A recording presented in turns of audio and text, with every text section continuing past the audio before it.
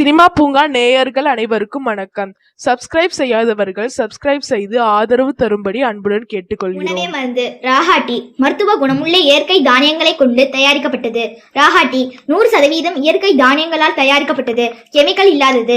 ராஹாட்டி type 2 diabetics என்னும் சர்க்கரை நோயை கட்டுப்படுத்த உதவுவதுடன் இரத்த சோகை, அல்சர், மலச்சிக்கல், சிறுநீர் எரிச்சல், மாதவிடாய் பிரச்சனை, கெட்ட கொழுப்பு இவைகளிலிருந்து பாதுகாக்கவும் உடல் சூட்டை தணித்து ஆரோக்கியமாக வாழ உதவுகிறது.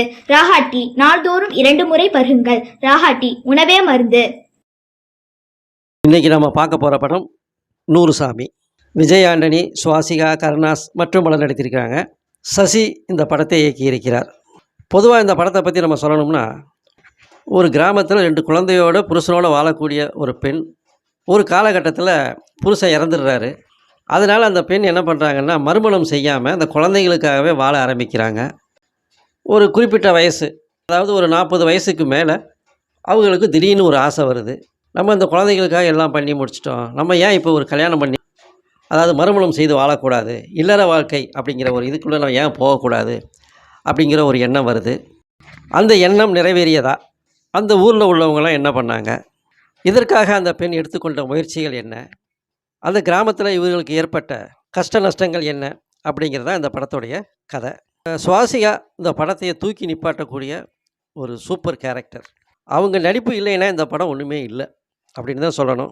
அந்த அளவுக்கு சுவாசிகா அருமையாக அந்த கேரக்டராகவே மாறி நடிச்சிருக்காங்க. அவங்களுக்காகவே இந்த படம் பார்க்கலாம். விஜய் ஆண்டனி இந்த படத்தில் நடிக்கிறாரா நடிக்கலையாங்கிற ஒரு டவுட்டு ஃபஸ்ட் ஹாஃப் ஃபுல்லாகவே இருக்குது. செகண்ட் ஹாஃபில் கொஞ்சம் நேரம் வர்றாரு.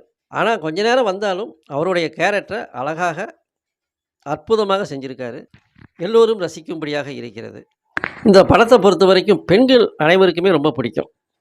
இளம் பெண்களுக்கு பிடிக்குதோ இல்லையோ, குடும்ப வாழ்க்கையில் ஈடுபட்ட அனைத்து பெண்களுக்குமே இந்த படம் பிடிக்கும்.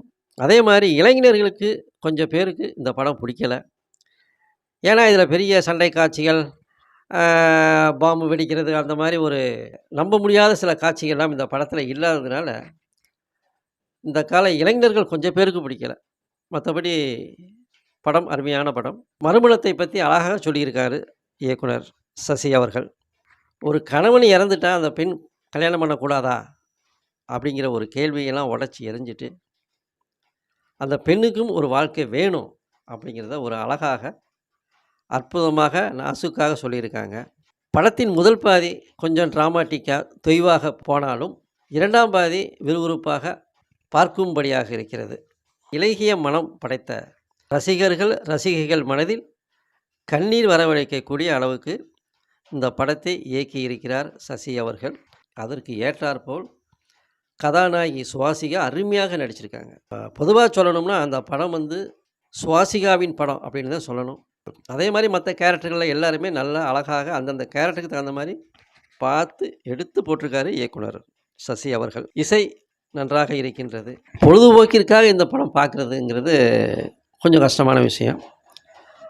அதே நேரத்தில் ஒரு நல்ல கதை, ஒரு நல்ல நடிப்பு, ஒரு நல்ல இயக்குனருடைய படம் பார்க்கணும் அப்படின்னா நிச்சயமாக நூறுசாமியை போய் பார்க்கலாம். குடும்பத்தோடு பார்க்கலாம். ஏன்னா எந்த விதமான அருவருப்புகளும் நம்ப முடியாத கலாச்சார காட்சிகளும் இதில் இல்லை அப்படிங்கிறது தான் சொல்லணும். இந்த வாரத்தில் இது ஒரு நல்ல படமாகத்தான் பார்க்கப்படுகிறது. இயக்குனர் சசி அவர்களிடம் சாமானியனின் ஒரு கேள்வி. கணவனை இழந்த ஒரு பெண் 2 குழந்தைகளோடு கஷ்டப்பட்டு வாழ்ந்துக்கிட்டு இருக்காங்க. அவங்கள படிக்க வச்சு அவங்களுக்காக நிறைய கஷ்டத்தில் தாங்கி அவங்கள ஒரு ஆளாக்குறாங்க. 40-45 வயசுக்கு மேலே அவங்களுக்கு ஒரு திருமண ஆசை, ஒரு இல்லற ஆசை வருது அப்படிங்கிறது ஏற்றுக்கொள்ளும்படியாக இல்லை. ஏன்னா கணவனை இழந்த பிறகு ஒரு சில வருடங்களில் அந்த பெண் அந்த குழந்தைகளுக்காக படக்கூடிய கஷ்டங்கள், அந்த ஊரில் ஒவ்வொருத்தரும் பார்க்கக்கூடிய பார்வை, இவைகளை வைத்து அந்த பெண்ணுக்கு உடனே மறுமணம் செய்து வைத்திருந்தால், மறுமணம் செய்து கொள்வதற்கு அந்த பெண் ஆசைப்பட்டிருந்தால் இன்னும் இந்த படம் புரட்சிகரமாக இருந்திருக்கும் அப்படிங்கிறது தான் எங்களுடைய எண்ணமாக இருக்கிறது. இது பற்றிய மக்களின் பார்வை கமெண்ட் பாக்ஸில் பதிவிடுங்கள். எப்படி பார்த்தாலும் சாமானியனின் பார்வையில் இந்த படத்திற்கு 100க்கு 60 மதிப்பெண்கள். நன்றி, வணக்கம். நமது சேனலை சப்ஸ்கிரைப் செய்து ஆதரவு தரும்படி அன்புடன் கேட்டுக்கொள்கிறேன்.